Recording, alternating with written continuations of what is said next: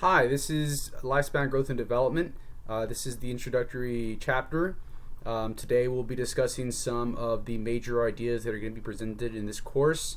And this chapter or this introduction will just kind of serve as an overview of the entire course. So to begin with, we have a picture on our left. It shows a male human being developing across all of the life stages. It'll be important to become comfortable with the life stages, beginning with infancy, which is the first 2 years of life, early childhood from the ages of 2 to 6, middle childhood from 6 to 12, adolescence from 12 to 20, early adulthood from 20 to 40, middle adulthood from 40 to 65, and then late adulthood, which is 65 till death. Now, of course, these are very rigid, strict ages, but there is some flexibility in them, especially with the transition between adolescence and early adulthood, which we'll talk about a little bit later in this course. So these are the introductory topics that are presented in this chapter. We have the lifespan perspective, the nature of development, major theories of human development, and research in lifespan development. So these are the four major sections of the first chapter. We'll begin with discussing the lifespan perspective. So the lifespan perspective is basically going to introduce you to this field of study. And so what is the purpose or the objective of this field? It is to study changes across the lifespan from conception to death. So the traditional approach of this course, which is the approach that we're going to be using in this class, is basically focusing on the extensive changes that occur between birth and adolescence. There's a lot more stability in adulthood than there is in childhood and adolescence.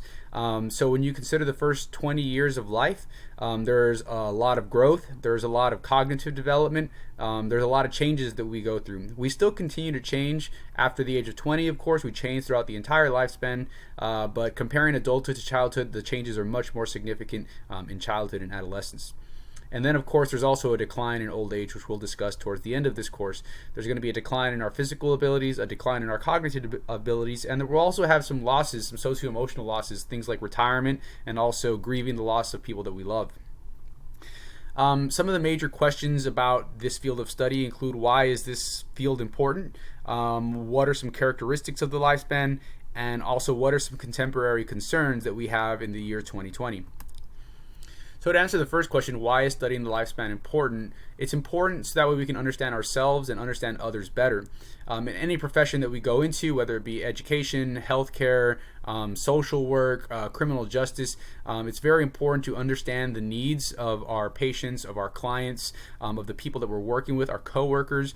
But also in our personal lives, it's important to understand the needs and the development of our children, of our parents, of our grandparents, the development of our spouses.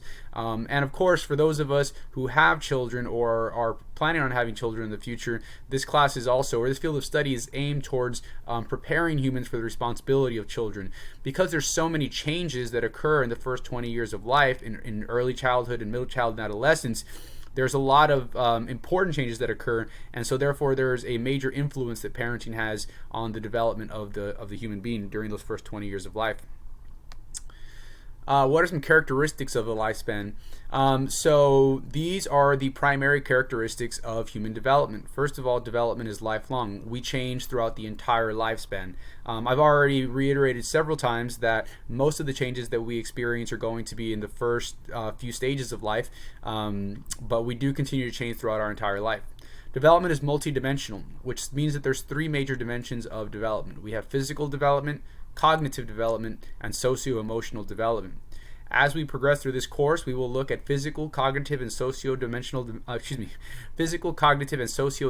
development across all stages of the lifespan, from infancy all the way through late adulthood. Development is also multi-directional, which means that we can progress and we can regress. We can gain weight, we can lose weight, we can learn things, we can forget things. Development is also plastic, which means that there are certain experiences that will occur which will have a lasting impact on us, that although we may attempt to rehabilitate ourselves or we may attempt to try to move on from these experiences, many experiences that we have a lasting and permanent impact. And so this is basically saying that much like a plastic bottle of water, for example, that's empty, we can crush it and then we can try to get it back to its original shape, and we might get close to what it was, but it'll always show signs that it was changed by some sort of experience. And then, of course, development is multidisciplinary. I was alluding to this earlier, that this course and this topic has a lot of pertinence or relevance to fields such as social work, healthcare, criminal justice, and education. And then furthermore, development is contextual, which means that what we consider normal development in 2020 is not necessarily what we considered normal in 1980, and it may not be what we consider normal in the year 2060. So, just to review some of the characteristics of the lifespan that we discussed, first of all, development occurs throughout the entire lifespan. It's lifelong. Development is multidimensional. These are the 3 dimensions of development that we'll discuss in this class: physical development, cognitive development, and socio-emotional development.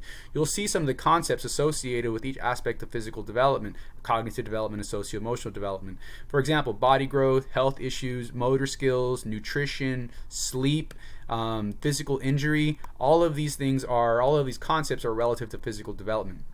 With regard to cognitive development, we'll discuss concepts like language development, memory, attention development, and then with socio-emotional development, we have topics like relationships, marriage, divorce, employment, retirement, and also personality development as well.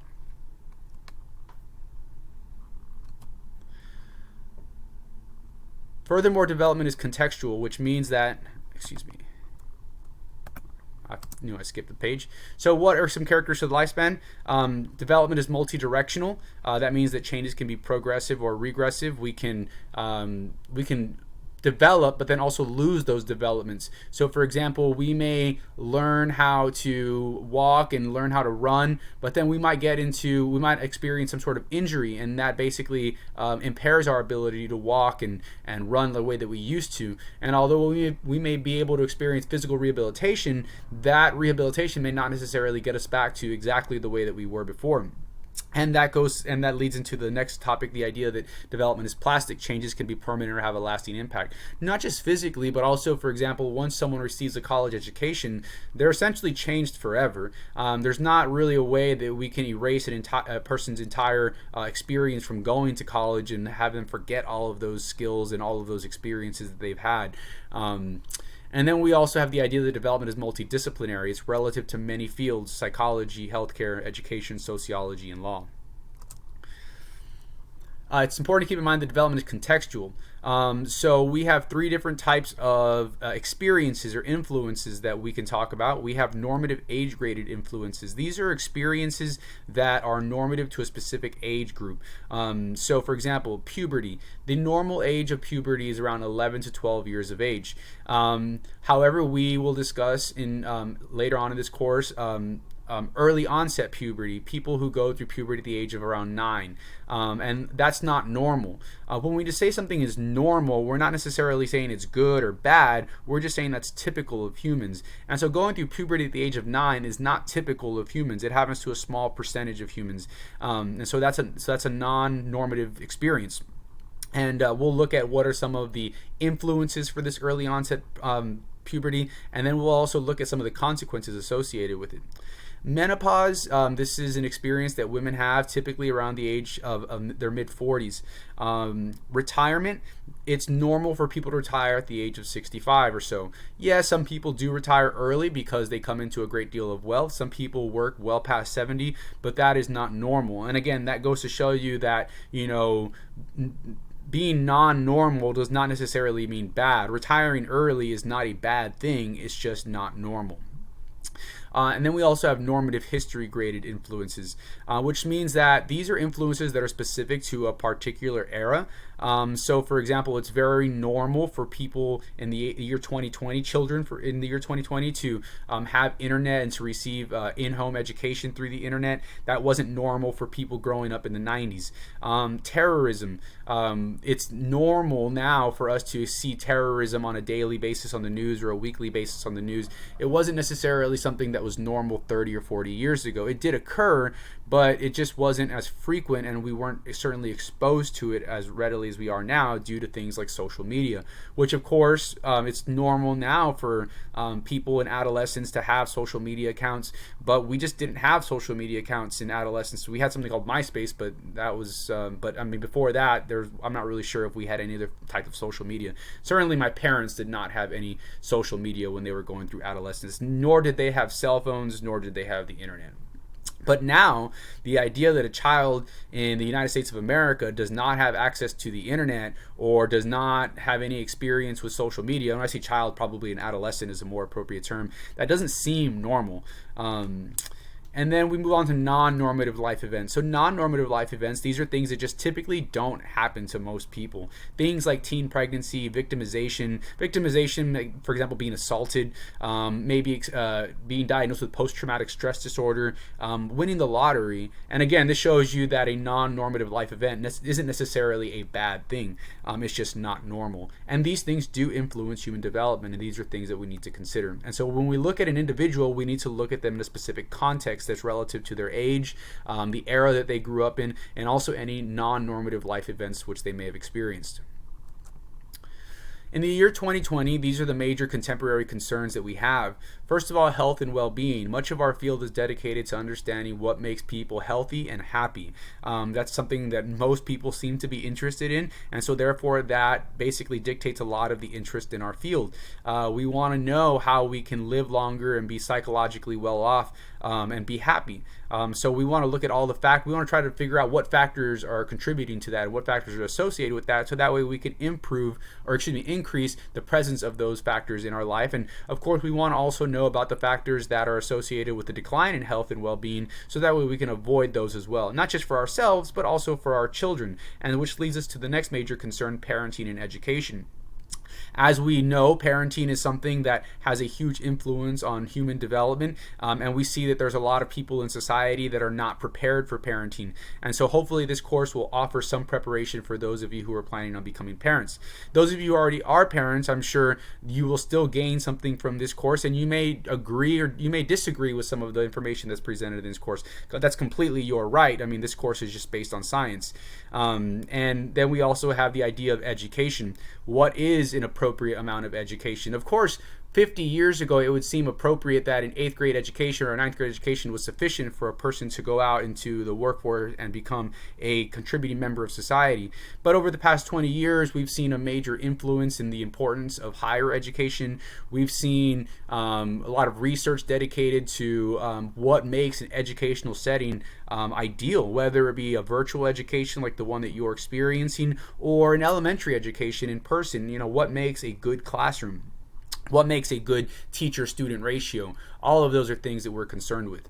And then we're also concerned with a lot of socio-cultural issues, things like culture, differences in culture, differences in race and ethnicity, differences in socioeconomic status. Socioeconomic status is often abbreviated as SES. It essentially indicates income and status in society. So we, at the very bottom, we can have basically homelessness and poverty, and of course at the top we have people who basically are like the 1%ers of income and wealth. And then of course we have gender issues as well. Now this course may not necessarily look at specifically the issue of being transgender, but it will look at the difference between masculinity and femininity, and we will look at it in terms of a continuum, because again, going back to context and culture and era, understand that being a woman in the year 2020 is much different from being a woman in the year 1950, whether it be their right to vote or whether it be their role in society, their ability to get an education, and that also has implications in the way that they dress. But that also goes back to culture as well. Understand that, you know, what we considered normal in 1950 America may not necessarily been the same thing that people considered normal in another country, and it may not just be 1950, even today in 2020.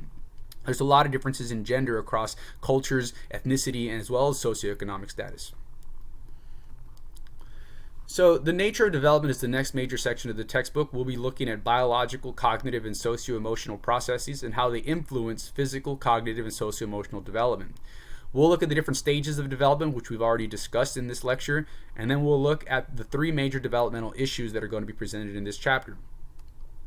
So it's important to understand that our development is influenced by biological processes like genetics, exercise, nutrition, and disease. Furthermore, our development is influenced by cognitive processes like attitudes, beliefs, and intelligence.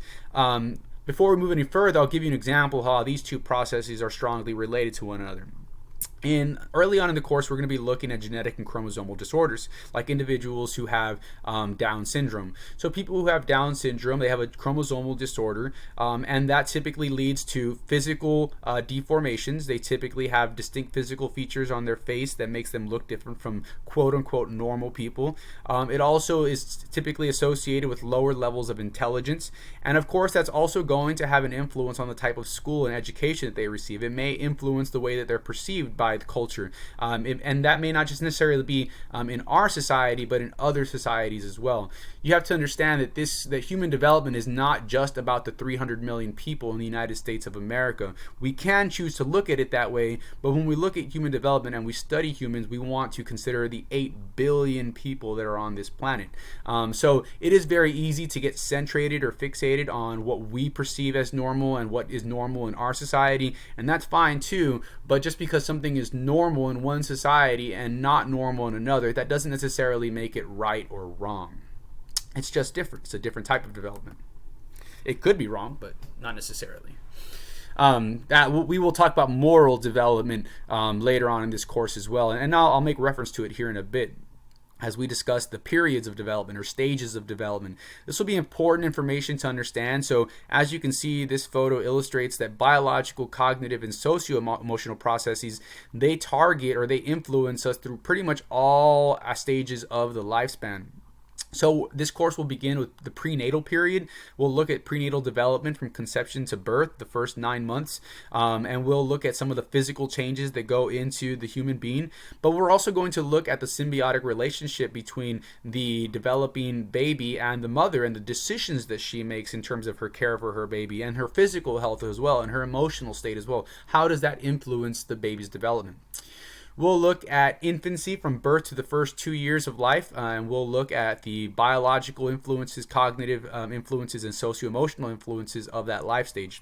Certainly with regards to physical development in infancy, we'll be looking at things like walking and sleeping and eating. When it comes to the cognitive processes, we'll look at Jean Piaget's cognitive development theory, how he explains the development of something called object permanence, which is something that we'll talk about a little bit later in this class, but it's essentially why babies are very stimulated by the idea or the game of peekaboo. Early childhood takes place from about 3 to 5 or 3 to 6. As you can see, this graph provides a little bit more flexibility in terms of the life stages. And so early childhood is when we're beginning to gain the skills necessary to go to school. And so towards the end of early childhood, we may start like pre-K or Head Start. We go to daycare during these stages of life typically as well, during the earlier stages. Or we may be taught at home how to write, how to draw, write our name, those kinds of things. So there's a lot of cognitive changes that occur, and Piaget has a lot to say about that as well. Middle and late childhood is the ages of 6 to about 10 or 11. Typically, the end of middle childhood is indicated by the onset of puberty, which leads us to adolescence. And so adolescence is very fluid, as you can see, because the end of adolescence essentially signifies the beginning of adulthood, early adulthood.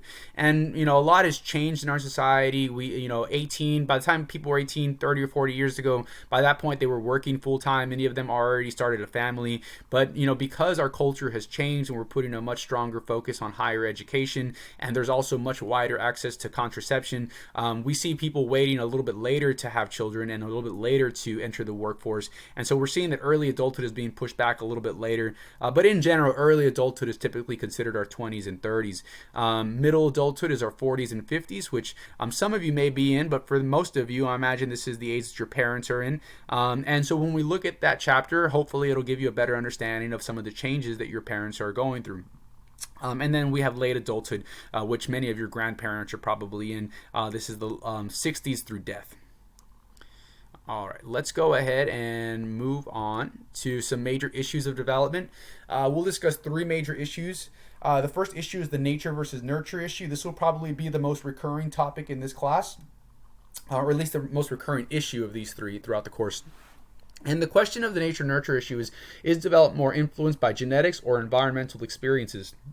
And so there's a lot of research that has been done to demonstrate that our genes have a big influence on our development, our physical growth, our health conditions, our health issues. We see that cardiovascular health issues run in families. We also see behavioral or mental illnesses runs in families, things like anxiety and depression and alcoholism. But of course, we acknowledge that environment has a huge influence on our development as well. Our environmental experiences, like the places that we go, the parents that we have, the things that we see on TV, the schools that we go to, the neighborhood that we grow up in. And I mean, how much is it? Is it 50-50? Is it 60-40? It's really impossible to say for sure. We just need to acknowledge that both of these things do have an influence on our development. I'll go back to the case of, the example of a person who has a chromosomal disorder like Down syndrome. Obviously, their genetics are having a huge influence on their development, but what kind of environmental experiences are they having that are going to essentially mitigate the issues that arise from that chromosomal disorder? Are they being provided with special education, extra support from counselors and teachers? Do they have a strong parental presence? All of these are environmental experiences that are ultimately going to interact with the individual's genetic makeup to influence who they are. The next issue we'll look at is stability versus change. We were talking about how humans go through a lot of changes in the first 20 years of life compared to the later years of life, or the last stages of life. And so one of the things that does seem to take most of its shape throughout the first few stages of life is personality. A lot of the theories that we look at are essentially going to be focusing on, a lot of the personality theories that we focus on, are going to be demonstrating a lot of the changes that we go through from early childhood, middle childhood, and adolescence. And then we'll see that during early adulthood and middle adulthood, although there are some changes, it's a lot more stable. There's less changes that occur. And I'm sure we can all agree that once people reach a certain age, around 40 or 50 years of age, it's very difficult for them to change their personality because it's already taken shape. And then we have continuity versus discontinuity. So this begs the question of whether or not our development is a accumulation of gradual changes that are connected to one another. So for example, a child learns to crawl, and then they learn how to stand, and they learn how to walk, then they learn how to run. And so we can kind of see how crawling is, in a very obvious way, connected to running. There's changes, and there's stages that are connected within them, and it's cumulative. But then we also have changes that people experience that are abrupt or non-sequential. So for example, that same person who learned how to run, and then one day they got into a car accident and then they became paralyzed. Well, that's an obvious change in their development, but it was very abrupt. It was non-sequential. There wasn't anything that was essentially leading up to that major change that was supporting that major change. And so that would be a form of discontinuous development. As we go through the different stages as we go through the different theories of human development, we'll be looking at how nature and nurture apply to them, as well as continuity versus discontinuity. Which brings us to theories of development. So a theory is an organized idea or summary that was created by a human. Typically, it's based on research and data that explains phenomena and facilitates predictions. And so these theories that we're going to be discussing, psychoanalytic theories, cognitive theories, behavioral and social cognitive theories, ethological theory, ecological theory, all of these theories were based on research, whether it be simple observations or case studies, and they are essentially, they outline typical or normative development, which allows us to facilitate predictions about other humans. We can predict human behavior using these theories. Now, we're not always right with our predictions, but they seem to be pretty reliable considering they've been around for quite a bit, and we're going to be discussing them today. However, as good as any of these theories may be, none of them are sufficient enough to explain all characteristics of human development. Human development is so complicated that in order to fully understand try to understand it as best as we can, we need to have what's called an eclectic theoretical orientation. An eclectic theoretical orientation means that you as the researcher, or you as the scientist, or you as the student are familiar with all of these different theories, and you're able to essentially use all of them collectively to try to explain a particular person's development. So if someone were to say that they have an eclectic taste in music, that means that they listen to jazz and hip hop and funk and R&B, and they listen to a wide range of musics. And so to have an eclectical theoretical orientation, that just means that you are familiar with a wide range of theories, and that's going to be obviously the goal of the next 20 or 30 minutes or so. So the first category of theories that we'll talk about are psychoanalytic theories, and the two psychoanalytic theories that we'll talk about are Sigmund Freud's psychosexual theory and Erik Erikson's psychosocial theory. What these theories share in common is that they both view development as primarily unconscious, and they emphasize childhood experiences. Furthermore, both of these theories are focused on the development of personality, not the development of intelligence, not the development of cognitive abilities, but the development of personality. And they both operate under the premise that as our personality is taking shape and form, we're not really aware of that. It's impossible to identify a certain point in our life that made us an extrovert, or a certain point in our life that made us an agreeable person or a neurotic person, because these changes are happening to us while we're unaware of them, and a lot of them happen in our childhood as well. So Sigmund Freud's psychosexual theory basically states that our personality is shaped by our ability to satisfy bodily urges in stages throughout childhood. And so what he's saying is that there is a huge influence of nature on our bodies. So for example, he describes the first 2 years of life of humans as the oral stage of human development, because it's during that time that humans, babies, they have a natural need to stimulate their lips and their mouth and their tongue, and they typically do that by putting objects on them or sucking on those objects. And so you may have heard of the ideas like an oral fixation. These are ideas that come from Sigmund Freud's theory. Now this theory is very, very old, but as you can see, it still has some truth to it, because I'm sure anyone who's listening to this who has had a baby and raised a baby knows that there's a lot of truth to the idea that babies really have an urge, a natural urge, to put things in their mouth. And it may be based on survival value, it may be based on pleasure, as Sigmund Freud describes, but there's certainly some truth to it. I think we can all agree. And then we have Erik Erikson's psychosocial theory. You'll notice that it says psychosocial instead of psychosexual, and that is because Erik Erikson, he believed that our personality is shaped more so by social experiences, and so he has a much stronger view of nurture rather than nature on the influence of our personality. There are several other differences between their theories. For example, Erik Erikson's theory describes 8 crises that stretch all across the lifespan from infancy through late adulthood, whereas Sigmund Freud's psychosexual theory ends in adolescence. So these are the two psychoanalytic theories. Next, we will move on to cognitive theories. Cognitive theories explain how the mind develops the ability to think, reason, plan, and solve problems. So we have 3 different theories that fall into this category. We have Jean Piaget's cognitive development theory, Lev Vygotsky's sociocultural theory, and then we have information processing theory as well.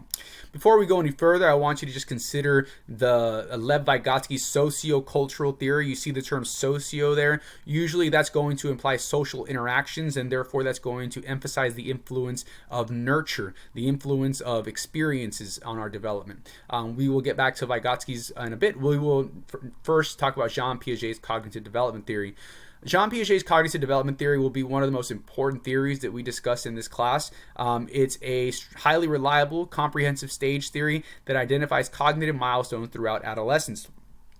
I'll point out now that Jean Piaget's cognitive development theory is broken down into 4 stages and several sub-stages. For the purpose of this class, you don't need to be familiar with the sub-stages, but you do need to acknowledge and understand that some theories are based on stages and some theories are not. And typically that's going to give you an idea as to whether or not that theory is focused on continuous development or discontinuous development. If a theory is broken up into stages, that is likely going to be an indication that the theory is focusing on discontinuous development. It's basically saying stage 1 or step 1 happens and then that's over, and then stage 2 happens and it's something completely different, and then stage 3 happens and that's something completely different as well. Going back to Freud's theory of psychosexual development, he begins with the oral stage, and then the next stage after that is the anal stage. And so the anal stage has a lot to do with toilet training. And so there's not really any sort of connection between those two. Yes, they happen one after another, but it's not very clear how the oral stage supports the development of the anal stage. So typically stage theories are going to be discontinuous, and they're not necessarily, these stages are not necessarily supporting one another's existence. Next we have Lev Vygotsky's sociocultural theory.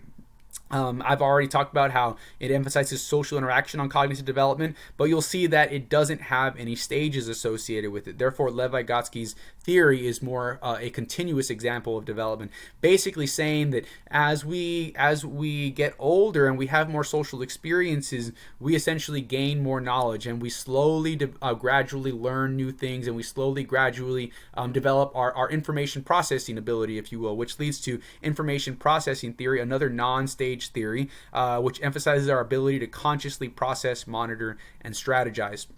What I want you guys to understand about information processing theory, often abbreviated as IP theory, is that it's a very modern theory. All the theories that we've discussed up until now are pretty old compared to information processing theory. Information processing theory was developed around the time that the computer was invented. And so information processing theory has a lot of terminology associated with it, like critical thinking, short-term versus long-term memory, metacognition, whereas Freud and Erikson's theory and Jean Piaget's theory, they're about 100 years old. And so it's just, these were theories that were developed at much different times. And that's not to say that one is better than the other. They're just different perspectives or different viewpoints on how we grow the ability to think, reason, plan, and solve problems. We'll go ahead and move on to behavioral and social cognitive theories. We'll look at B.F. Skinner's theory of operant conditioning, essentially showing that reward and punishment can have a huge influence on our behavior, but there are no stages in this theory, so therefore it is an example of continuous development. Environmental consequences is going to be synonymous with environmental experiences or nurture, and so obviously B.F. Skinner's theory is more aligned with nurture rather than nature. I'll go back briefly to address nature and nurture with regard to these three theories here.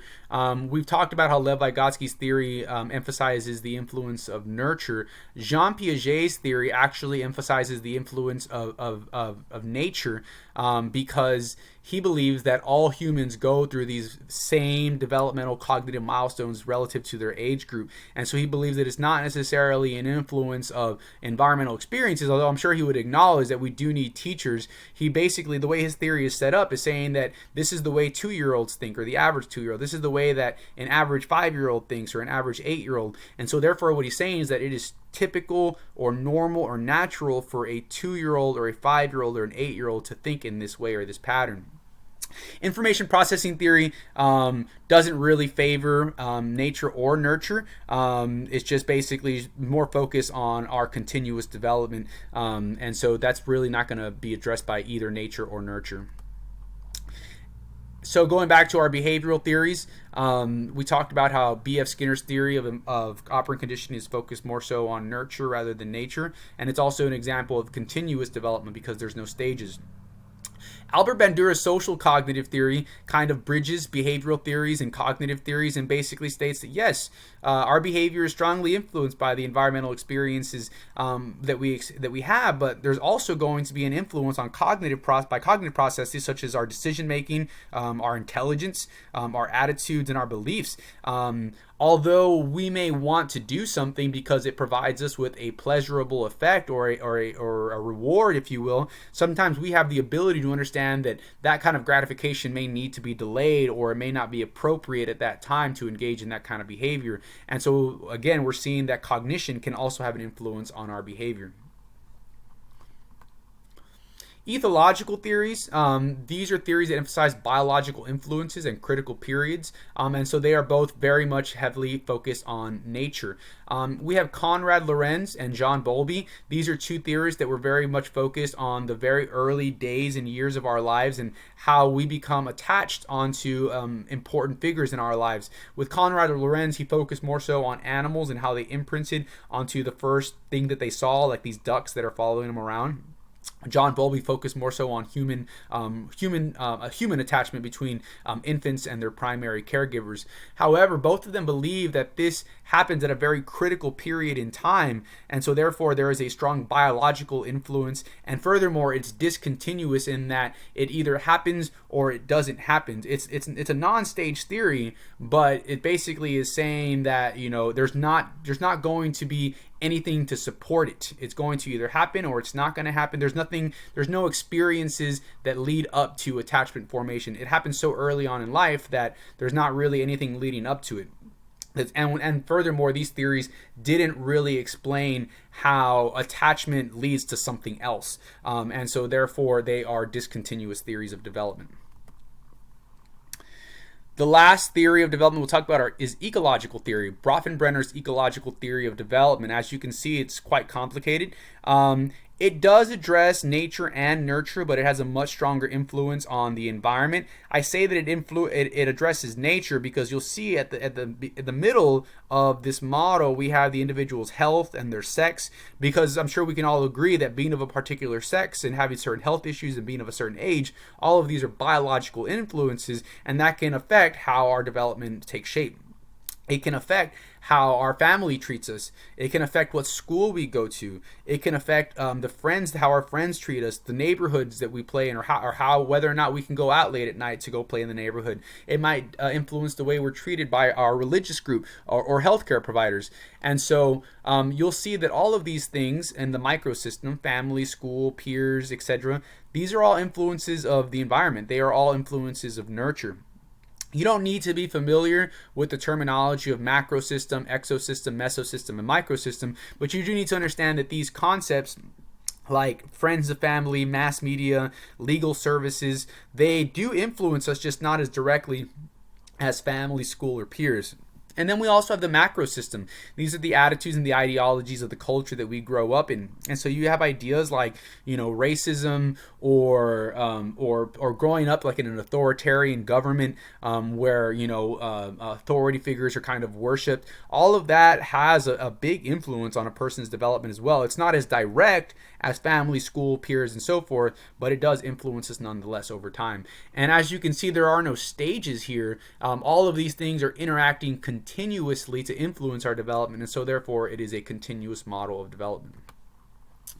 Ultimately, we want to develop what's called an eclectic theoretical orientation. It's the ability to draw from multiple theories to best explain a particular aspect of development. So we're going to go ahead and watch a video, and as we watch the video, it's important to try to consider how we might explain the development of the person in the video using the different theories that we just finished discussing.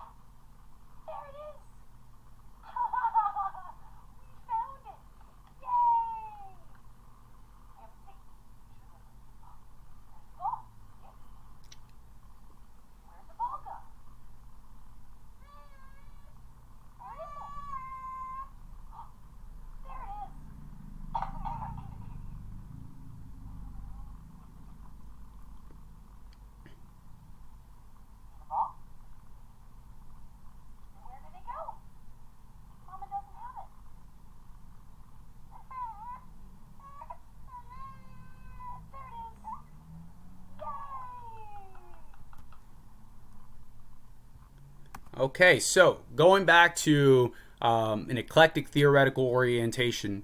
So looking at this short video that we saw of a baby, one being kind of confused as to where the ball was being placed, not really knowing where it was. Even though the baby saw the person hide the ball under the pillow, the baby was kind of confused. They didn't really know where the ball was.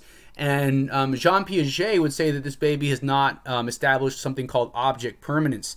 And so from a cognitive perspective, we might say that the baby is obviously in infancy, that's given. But from a cognitive perspective, we would say that the child hasn't developed any object permanence. That's why this baby's also probably highly entertained by the game of peekaboo. If we were having this same experience with, or we were engaged in the same activity with someone who was 4 years old, I'm pretty sure we can agree that the behavior would be a lot different because the 4-year-old would know where the ball is. You'll remember that every time the baby got the ball, he put the ball in its mouth. And Freud would probably say that the baby is in the oral stage of development, and therefore the baby is putting this ball in its mouth because it derives some sense of pleasure from it. It's stimulating to the mouth. And then we also saw that a behaviorist might say that the baby's crying was being reinforced by the ball. It's obvious that the baby wants the ball, it likes the ball, and if you remember from the video, at first the baby kind of made a sound and kind of threw a little fit, and then he got the ball. Well, what ended up happening shortly after was the next time that it wanted the ball, it threw the exact same fit. And so when we try to quote unquote analyze or describe or assess a person's development or their behavior or their thinking, it's important to be familiar with a wide range of theories so that way you can best explain it from multiple perspectives, because one perspective typically isn't going to be sufficient. All right, that moves us on to research in lifespan development. We'll be looking at data collection methods, research designs, and the time span of research. So with regard to data collection methods, one of the most basic things that we can do to collect data is just observe. We can watch how people behave or watch how people interact with each other, and we can describe what we see. So observations are just a descriptive type of research because we're simply describing what we see. Typically with observations, that's not going to be sufficient to say why something is happening. We're just using these observations to describe what is happening. Of course, we can perform our observations in a laboratory setting, or we can try to recreate, or we can do it in the natural, real world setting, or we can try to recreate that as well. And so here we have an image of a woman holding some paper and a pen, and she looks like she has like a lab coat on, so we'll just describe her as the researcher. And she looks like she's observing a man in middle adulthood and an infant who's probably about a year old. And she could be observing a number of things. She could be observing the relationship or the interaction or the attachment between the baby and the adult. So that might be more of a socio-emotional kind of study, looking at socio-emotional development in the form of attachment or parenting. Or she might just be interested in how the baby interacts with the toys in its environment. And so that might be a little bit more cognitive and behavioral rather than socio-emotional. It's a very real possibility that, she works for a toy company and she's trying to see which of the toys a baby is most likely to be engaged with, and she can measure how long the baby plays with each toy, and and maybe the adult is just there for a sake of comfort. And so I'm not really sure exactly what the purpose of this picture is, other than to demonstrate that there's a lot of things that we can observe. It's human development is that complicated. Surveys and interviews are very popular forms of data collection. Surveys or interviews are great because we can distribute these to a wide group of people, to a large sample of people, and we can use the results to describe a much larger population. And so, for example, let's say we wanted to learn about the thoughts and the behaviors of teachers or police officers or doctors or surgeons or nurses. Well, obviously we can't survey every single nurse or doctor or police officer in the country. So what we would want to do is get a large enough sample to take the survey, and then we would try to generalize those findings to the entire population, to describe the entire population. And again, when I say the entire population, that is all teachers or all police officers or all nurses, whatever it is, the group that we're trying to learn about. The group that actually takes the survey and actually participates in the interview, that's the sample. Standardized tests. These are similar to surveys and interviews, but they're a little bit more structured, and they typically have norms and percentile ranks associated with them, so they are essentially scored. So you can get an IQ test score, and you can compare that to what the highest score is and the lowest score and what a typical score is. IQ testing will be a big part of this class. Not a big part, but it will be. We'll talk about it more, as well as personality tests. We also have case studies. Case studies are just an in-depth look at an individual or group. If we want to learn about gender transformations, we can look at this individual, and we can look about their history and their background, their physical changes, their socio-emotional changes. And so case studies are widely popular. So, for example, one of the case studies I'm looking at right now is a case study of a basketball team. I think it's the last year that Michael Jordan played with the Chicago Bulls, and it's on Netflix right now. I think it's called The Last Dance. And so that's just an in-depth look at a group of people as they develop and change over time. Now they pay a lot of special attention to select individuals in that group, but it's a very in-depth case study, and we can learn a lot from individuals, and hopefully the information that we get from these individuals, we can try to use it to better understand human development. But at the end of the day, it really just is one person or a small group that we're learning about. There's a book out there called Outliers that's very popular right now, and it has a lot of case studies in it. It has a case study on Michael Jordan, a case study on Bill Gates, and it's all about success. And so the author basically compiles case studies on very successful people like the Beatles, and basically tries to identify patterns, so that way we can hopefully learn what the quote-unquote secrets to success is. And that goes back to the idea of health and happiness. Everyone wants to be successful, and so therefore much of our field is dedicated to trying to understand how we can be successful, happy, healthy, etc. People who are going into healthcare, a lot of the data that they collect are going to be physiological measures, things like heart rate, breathing, blood type. All of these are types of data that we can collect. And so when you go into healthcare, you understand that every client, every patient is a case. And within that case, we have information or data like their weight, their blood type, any other measurements that we feel important. There might be standardized tests that we've administered, that their scores are also included in their file. They're just one case. Because at the end of the day, we acknowledge that every person is unique, and we need to look at them as an individual, and so that way we can better understand their development. Research designs. I was talking about descriptive research a little while ago, basically saying that pretty much everything that we talked about on the previous page is an example of descriptive research. We're just describing what's going on. We're just describing what the person's heart rate is. We're describing how many hours of practice the Beatles put in. We're describing where Michael Jordan grew up. We're describing how many wins the team had. It's just all description. We're not saying why it happened, or we're just saying that this is what happened, this is what we saw.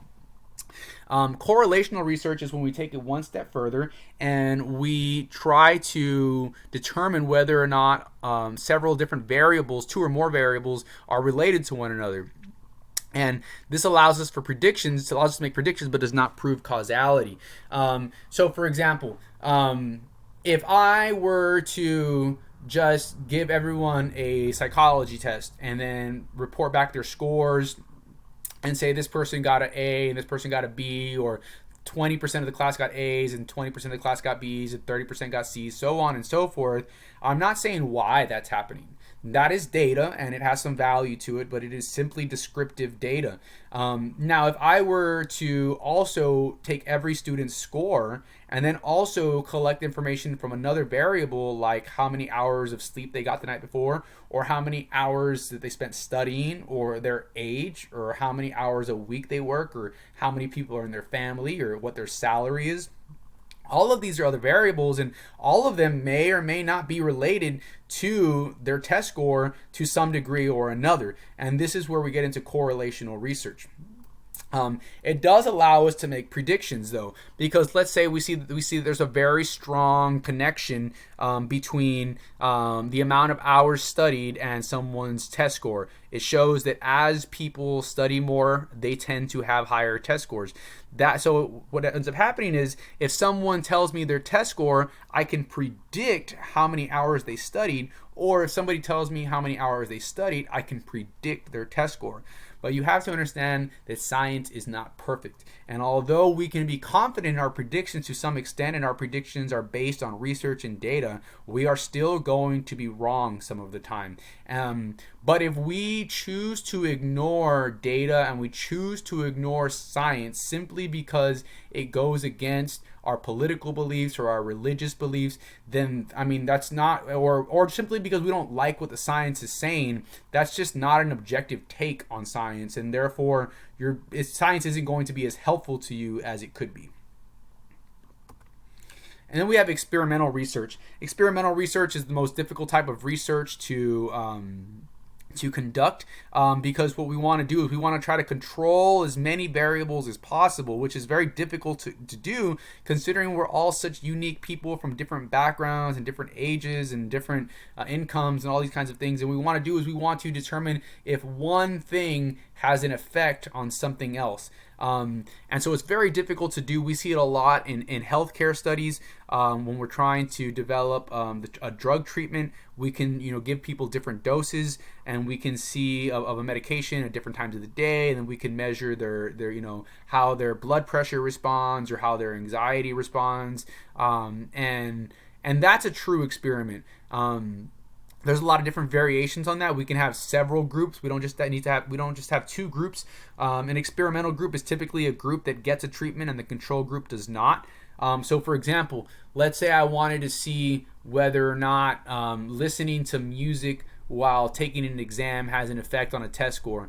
Well, I would randomly assign people to different groups, because the reason why random assignment is important, because remember, there's so many other variables out there, things like how much they studied or how much sleep they got the night before, but I can't take any of that into account.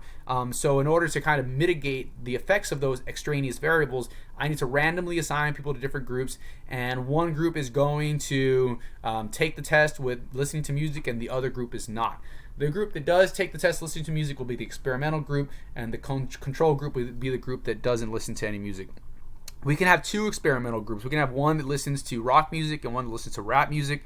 But of course, once we start asking people, what would they prefer to listen to while they listen to music, while they take their exam, that's no longer random. And so experimental research, as you can see, is a very difficult thing to accomplish. But we make an honest effort as scientists to do so. Longitudinal approach. It follows individuals over time. And so when we look at lifespan development and we look at research in lifespan development, obviously we want to look at how people change across the lifespan, how they change over time. Well, one of the ways we can do that is just simply follow them over time. We can give them a survey or record some sort of physiological measure, and then repeat the measure in 6 months or in 2 years or in every 2 years or every 4 years. That would be a longitudinal approach. Obviously, it takes a long time to collect the data, but it's very reliable data in the sense that it's the same people that we're studying over time. The cross-sectional approach is kind of a shortcut around this. What we do is we compare individuals of different ages.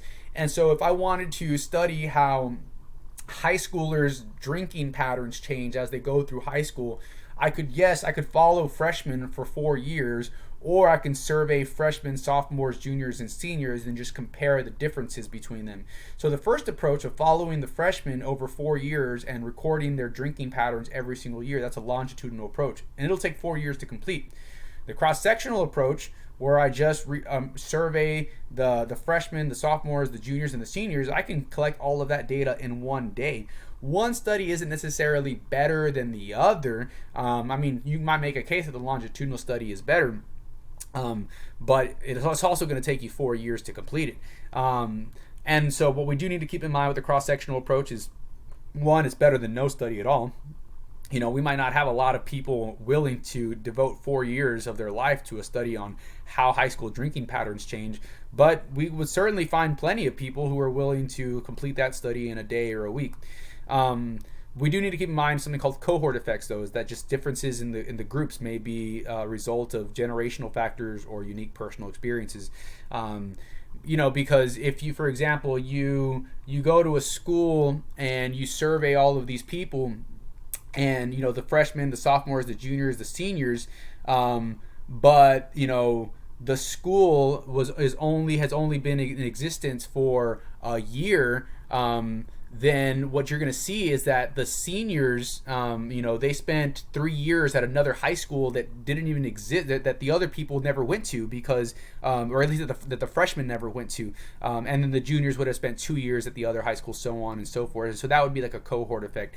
Maybe not necessarily a great example, but of course they all have different parents and different backgrounds. You may have people who just moved to that city a week ago and are now in the study. And so those are just cohort effects. So that concludes the Chapter 1 lecture on the Introduction to Lifespan Growth and Development.